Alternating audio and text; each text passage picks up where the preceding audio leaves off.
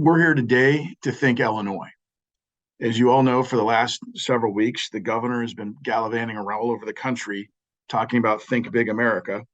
But right now, here in Illinois, our constituents are hurting. The ship of state is sinking. There are so many problems that we're going to talk about just a few of them right now.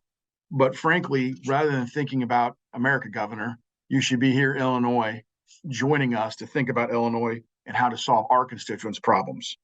But since you're not here and you've been running around the country, let's talk about some of the things that have been going on here. Some of the dysfunction, mismanagement, negligence, and just generally failing to help the people of Illinois under your administration. Let's talk about IEMA. We all know last week that in the last couple of weeks, there have been numerous resignations from IEMA. No one really knows why. The lack of transparency is off the charts. Maybe they're valid causal terminations, but we don't know because no one's talking. But in the middle of this, lo and behold, if we didn't find out that there's at least one employee at IEMA who was billing over $60,000 a month, up to $60,000 a month for as an office assistant or some such. Never mind the fact that they had reassigned a temporary worker to another job that had been filling that post on an annual basis. And here comes this person billing up to $60,000 in at least one of the months as an office assistant. You know, the folks I represent in Edgar County are having a hard time finding a job that pays $60,000 a year, let alone $60,000 a month. That's just one example of what's going on. Let's talk about other things. And oh, by the way, the Audit Commission, for those of you watching the Zoom, will be meeting next week. And as co-chairman, I'll be filing a resolution to find out exactly what is and what is not going on at IEMA. Also at that Audit Commission next week, we'll be looking at IDES and some of the issues that have happened there. But, you know, we all know that the governor's administration had over $5 billion in improper payments under IDS, $5 billion. Now, he's going to tell you all when you call and ask his administration for comment, he's going to say, oh, well, this happened to everybody in this country. It wasn't just our state. And, oh, well, there was nothing I could do. Woe is me. It was COVID. Let's stop right there. Okay. The audit in question specifically found that the governor's administration ignored the specific guidance of the United States government on how to prevent things from happening. And so, yeah, well, we can all sit here and say in the first couple of months of COVID, you know, people were, sucking water out of a fire hose. The bottom line is they ignored the specific federal guidance on how to prevent fraud from happening. And so he can point to other states, he can point to other places, but what he can't do, again, is think about what happened here in Illinois under his guidance, under his leadership or lack of it. Let's also realize that this, at the time, is not a partisan issue. At the time, 53 of 74 House Democrats signed a letter to the governor alerting him to problems at IDES, okay? House Democrats, including members of leadership. There was bipartisan calls at the time for his administration to make sure that they were tightening down the system, that benefits were being given to those lawfully entitled to them, and to stop this fraudulent, wide open door for fraudulent claims to walk through. Again, just following the federal guidance would have helped. Just following the guidance would have helped, but that didn't happen. And we can go across agency after agency after agency. DCFS, everyone on this call knows what a mess DCFS has been. A director being held in contempt of court, almost a dozen times. DCFS, nothing more important than our kids. And he was finally removed from his position. Well, I guess he's still there on his way out, but he was finally, I guess, terminated and given some time here, after years of bipartisan calls for him to leave.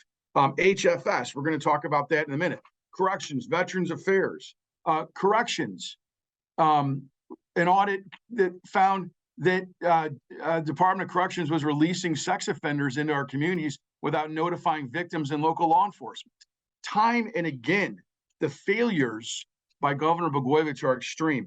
Ladies and gentlemen, there is two most important functions of government. One is to keep our people safe, and two is to make sure the trains run on time. Neither are occurring under Governor Pritzker. I would strongly suggest that he stop running all over the country, stop with this nonsense, get back to Illinois, and start thinking about the people that he represents and that we represent, the tax-paying citizens of our great state, because we need to get back to functioning as a state, as a society. We need to knock off all this nonsense, think big. How about think about the future of the people of Illinois? And with that, I'll turn it over to Senator Sally Turner. Thank you.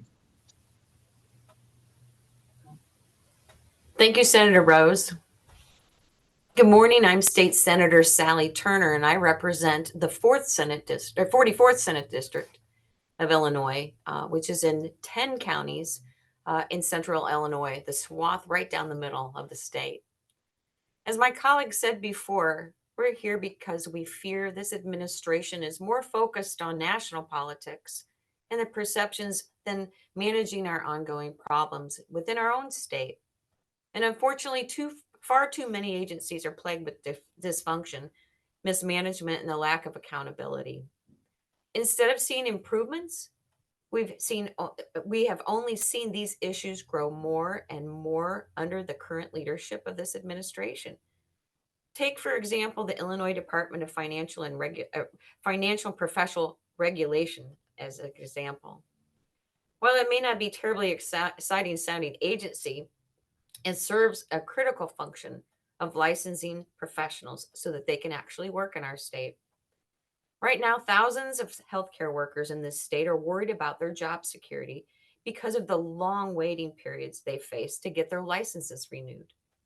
Not only are they spending months waiting for the renewal, but while they wait, there's no real way to connect with anybody at the department to get an update on their status of their license and application. This impacts many skilled professionals throughout our state, including doctors and nurses and pharmacists, dentists, social workers, and many other in the healthcare field. These individuals shouldn't be forced to worry and plan about the possibility of losing their jobs because their licenses lapse due to no fault of their own. There's little to stop these professionals who serve critical functions from looking for jobs in other states. And when they can't get licensed, or worse, they leave. This leads to a direct correlation of delays Illinois residents end up facing to receive the necessary healthcare benefits that they deserve. When our state's officials fail these professionals, they're failing every Illinoisan. Unemployment numbers for September just came out, and where was Illinois? 47th, making us one of the states with the highest unemployment rate in the nation.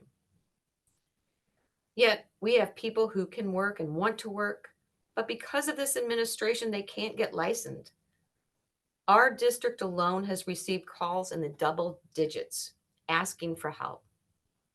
IDFPR is just one of the many examples of this administration failing the people of Illinois. Illinois cannot afford to have the head executive branch be distracted by what may or may not be happening in other states. And this is not a partisan issue. The governor needs to be more focused on Illinois, and we need to think Illinois. I thank you, and I'd like to turn it over now to our leader, Senator Curran. Thank you, Senator Turner. Hi, I'm Illinois Senate Republican leader John Curran. My colleagues have highlighted many challenges and concerns that face the state of Illinois. It is impossible to talk about Illinois' challenges without talking about the governor's health benefits for immigrant adults and seniors program. I have great concerns about the program's cost structure, as well as the lack of transparency, as well as the failure to implement any cost control measures that the governor previously talked about. Last spring, we were all shocked to see that the program's projected cost for this fiscal year had ballooned to over $1 billion. While the governor signed the program into law, as well as each expansion of the program, he has deflected any responsibility for the out-of-control costs of the program, blaming the legislature. All spring, we heard the governor say that he could get costs under control if he was just given the tools he needed. In multiple hearings, his administration defended the program, assuring the legislature that he could contain costs to the budgeted $550 million. Despite repeated Senate Republican warnings that the program would exceed that budget by a great amount, the Senate Republicans voted to give the governor his requested tools and authority to rein in costs on the program. This included requiring non-citizens in the program to pay co-pays like nearly all Illinois citizens, whether on Medicaid, Medicare, or private insurance, currently pay.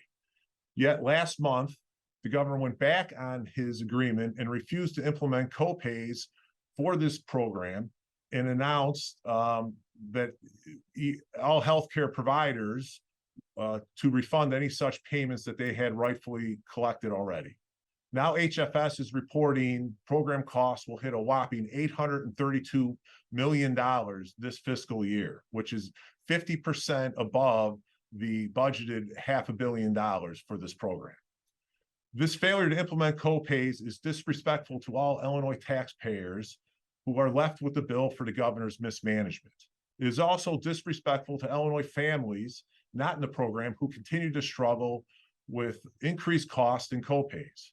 As costs continue to outpace appropriations, the question remains, what other priorities are going to get squeezed out due to the governor's mismanagement? This is just one more example of Governor Pritzker prioritizing his personal political aspirations over the people he was elected to represent. From gross delays in licensing for Illinoisans trying to get back to work, to rampant unemployment fraud and continued persistent failings of our most vulnerable children, Illinois agencies are failing to perform.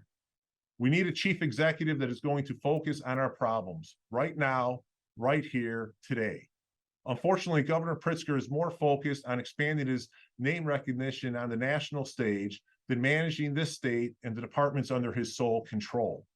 Last week, while we were in Springfield during veto session on numerous vetoes, the governor was out in Washington, D.C., weighing in on foreign policy and national politics. Before that, it was a national media tour promoting his new political advocacy group, Think Big America. While Governor Pritzker is busy thinking big in states like Wisconsin, Florida, Ohio, and Arizona, who's thinking about running Illinois government? His focus shows that he's more concerned about running for another job than he is with performing the job he was elected to do in this state. Governor, it is time to come back to work for the job you were elected to do. It is time to think Illinois.